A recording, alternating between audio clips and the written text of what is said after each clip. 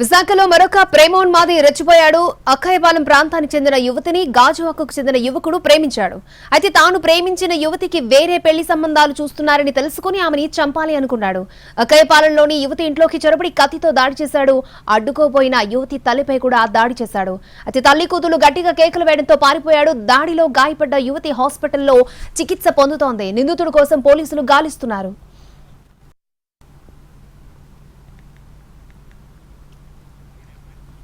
Right, విశాఖలో ప్రేమోన్మాది దాడిపై పూర్తి వివరాలను మా ప్రతినిధి చిరంజీవి అందిస్తారు.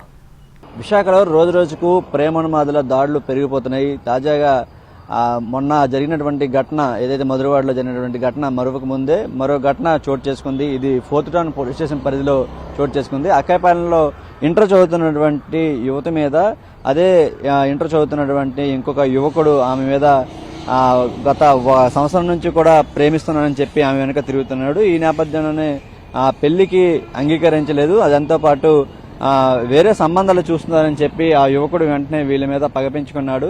నిన్న ఏదైతే వాళ్ళ ఇంటికి వెళ్లి అక్కడ తల్లి కూతుళ్ళ మీద విచక్షణారహితంగా కత్తితో దాడి చేసినటువంటి ఘటన ఆలస్యంగా వెలుగులోకి వచ్చింది. ప్రస్తుతం వారిద్దరిని ఎవరైతే గాయాలు పాలైనటువంటి తల్లి కూతుళ్ళిద్దరిని కూడా ప్రైవేట్ హాస్పిటల్లో చేర్పించి చికిత్స అందిస్తున్నారు. వెంటనే ఫిర్యాదు చేయడంతో ఫోర్త్ టౌన్ పోలీసులు ఘటనా స్థలానికి చేరుకుని ఎవరైతే నిందితుడు ఉన్నాడో ఆ ప్రేమించినటువంటి వ్యక్తి అతని కోసం గాలింపు చర్యలు చేపట్టి అతన్ని అదుపులోకి తీసుకున్నట్లు కూడా సమాచారం అందుతుంది.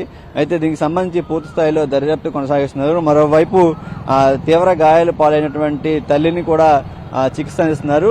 దాంతోపాటు ఇంట్లోకి ఎవరూ లేని సమయంలో వీళ్ళిద్దరే ఉన్న సమయంలో అతను వెళ్లి ఆ యువతి ఎవరైతే ఇంటర్ చదువుతున్నటువంటి బాలిక ఉందో తన మెడ కూడా గట్టిగా బిగించినట్టు కూడా ప్రయత్నించినట్టు చెప్తున్నటువంటి పరిస్థితి కనిపిస్తుంది. ఈ నేపథ్యంలోనే దానికి సంబంధించినటువంటి పలు సెక్షన్ల కింద కేసు నమోదు చేసుకుని దర్యాప్తు చేస్తున్నారు.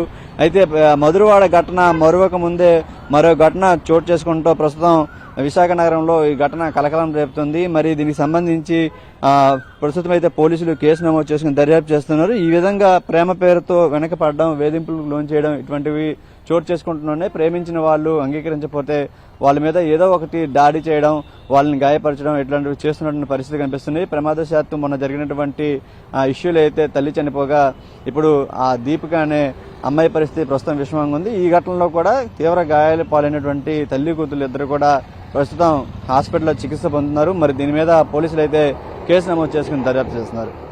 కేవలం శ్రీధర్తో చిరంజీవి ఎన్టీవీ విశాఖ నుంచి.